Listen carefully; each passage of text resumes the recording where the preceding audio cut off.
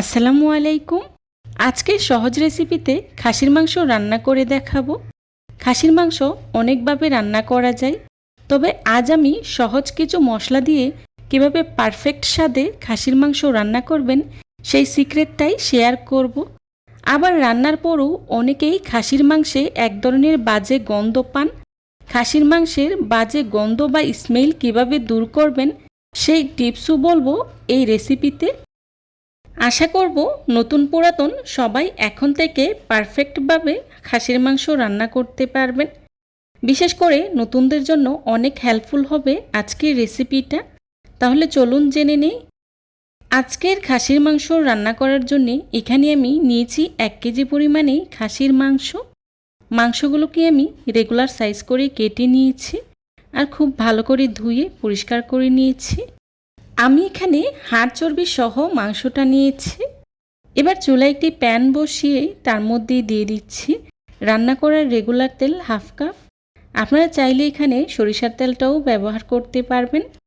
দিয়ে দিচ্ছি কিছুটা গোটা মশলা, তেজপাতা, এলাচ, দারচিনি, লবঙ্গ, গোলমরিচ। কয়েক সেকেন্ডের মতো ভেজে নেব।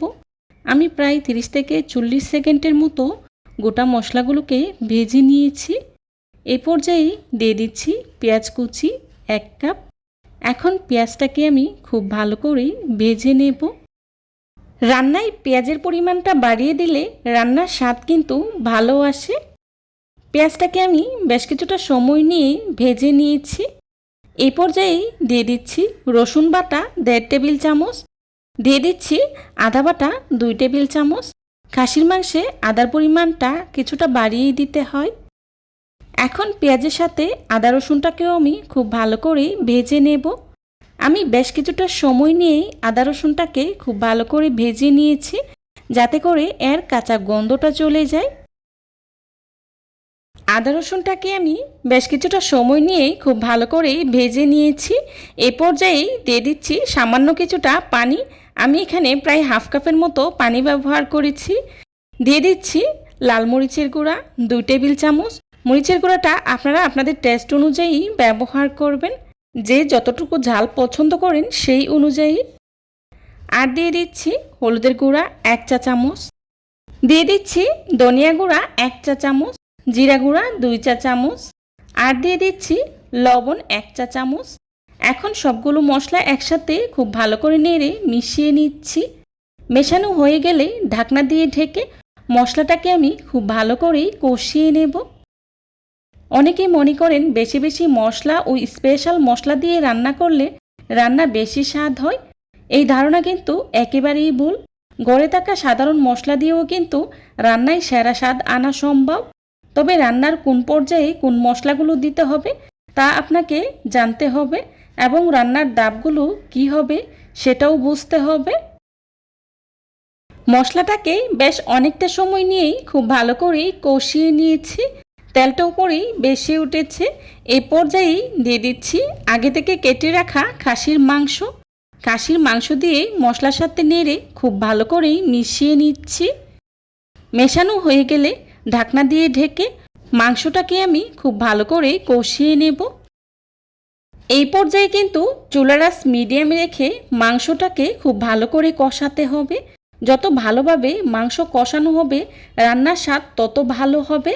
তাছাড়া খাসির মাংসে কোনো খারাপ স্মেল বা গন্ধ থাকলে ভালো করে মাংসটা কষানো হলে সেটাও চলে যাবে।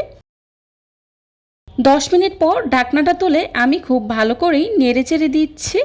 দেখতেই পাচ্ছেন মাংস থেকে কী পরিমাণে পানি বেরিয়ে এসেছে, আর এই পানিটা দিয়েই মাংসটাকে আমি খুব ভালো করেই সিদ্ধ করে নেব।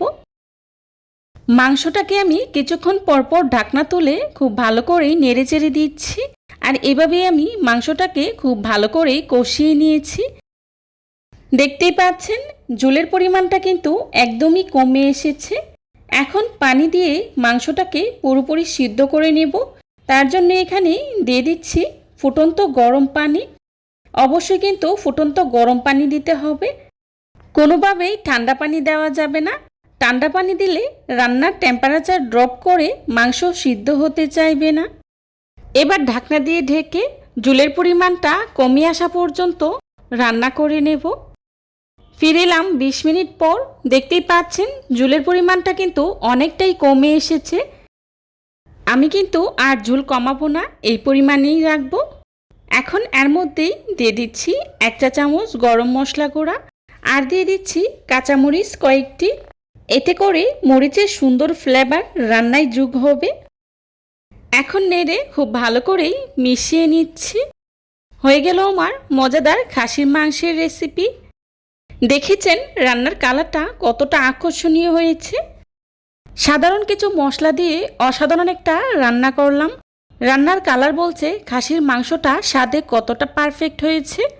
আমার আজকের টিপসগুলো ফলো করলে আপনার রান্নাও এই রকম পারফেক্ট হবে। আমার চ্যানেলে নতুনদের জন্য আরও অনেক সহজ রেসিপি রয়েছে, চাইলে ভিজিট করে আসতে পারেন। আজকের এই খাসির মাংসের সহজ এবং পারফেক্ট রেসিপিটা আপনাদের কাছে যদি ভালো লেগে থাকে তাহলে অবশ্যই লাইক কমেন্ট শেয়ার করতে ভুলবেন না। আপনাদের একটি লাইক এবং একটি কমেন্টস আমাদেরকে নতুন নতুন কন্টেন্ট তৈরি করতে অনেক উৎসাহিত করে। দেখতে দেখতে আমার আজকের এই রেসিপিটি যদি আপনাদের কাছে বেশি ভালো লেগে যায় তাহলে ফ্রেন্ডস অ্যান্ড ফ্যামিলির সাথে শেয়ার করবেন। যারা এতক্ষণ ধৈর্য সহকারে আমার ভিডিওটি দেখেছেন তাদেরকে জানাই অসংখ্য ধন্যবাদ। এই ধরনের সব ঘরোয়া এবং মজার মজার রেসিপি পেতে আমার চ্যানেলটি ভিজিট করে আসবেন প্লিজ। আমার পরবর্তী রেসিপি দেখার আমন্ত্রণ জানিয়ে আজকের মতো এখানেই বিদায় নিচ্ছি। সবাই ভালো থাকবেন, সুস্থ থাকবেন। আল্লাহ হাফিজ। আসসালামু আলাইকুম।